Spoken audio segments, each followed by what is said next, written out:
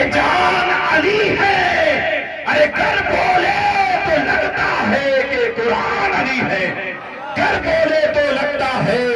کہ قرآن علی ہے۔ ایک جملہ سن لیں پہلے تقریر کا تاکہ لگے اشعار پھر بعد میں آپ کو پیش کیا جائے گا۔ کسی آستانے میں کچھ لوگ خدمت کرتے ہیں جنہیں دنیا خادم کہا کرتی ہے، جنہیں دنیا یہ کہتی ہے کہ مسافر ہے، یہ مزار کی صفائی میں رہتے ہیں، بہت سے لوگ بہت طرح کی باتیں کرتے ہیں، مگر بات یہ ہے کہ خادم کا مقام کیا ہوتا ہے۔ ایک بزرگ ہیں جن کے آستانے پر ایک شخص ہے، علم میں کچھ بھی نہیں ہے، الف سے لے کر کے یا تک کبھی پڑھا نہیں ہے، کسی کتاب کو اس نے مطالعہ نہیں کیا ہے، کسی اسکول سے کوئی رابطے نہیں ہے، کسی کتاب سے ملاقات تک نہیں ہے، ایک شخص فاتحہ پڑھنے کے لیے ان کے آستانے پر آتے ہیں، فاتحہ پڑھ جاتے ہیں، فاتحہ پڑھنے کے بعد اس نے اس خادم سے کہا تھا ارے تم کیسے خادم ہو، ان کے پیر کی بارگاہ میں جاتا ہے اور جا کر کے کہا تھا کہ آپ کیسے انسان کو رکھے ہیں، اتنی بڑی آستانہ ہے، اتنی بڑی شانشاہ ہے، اتنے بڑے اللہ کے ولی ہیں، خادم ایسا ہے جسے بولنا تک نہیں آتا ہے، صحیح سے سلام کرنا تک نہیں آتا ہے،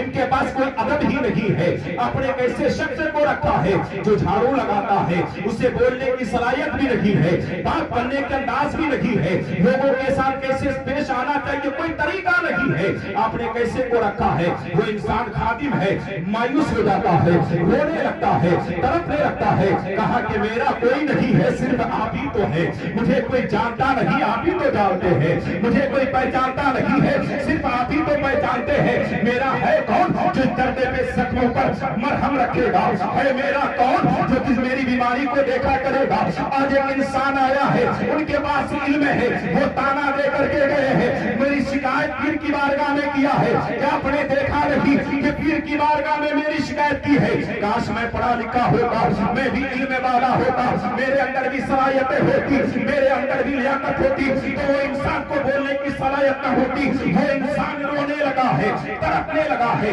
جب رونے لگا خادم ہے تو پیر تک بات پہنچتی ہے، پیر نے کہا بیٹا بول تو صحیح آخر ہوا کیا ہے، آخر تجھے کس چیز نے رلایا ہے، آخر تمہیں رونے کی وجہ کیا ہے، آنکھوں میں آنسو کیسے آ گئے، کہا کہ آپ نے دیکھا نہیں وہ سیٹ آیا تھا، اس نے کہا کہ تم نے الف سے لے کر یا تک کچھ پڑھا نہیں ہے، کوئی کتاب کا مطالعہ نہیں کیا ہے، تمہیں بولنا نہیں آتا ہے، مسلمانوں توجہ دیجیے گا، خادم کو پاور والا سمجھو،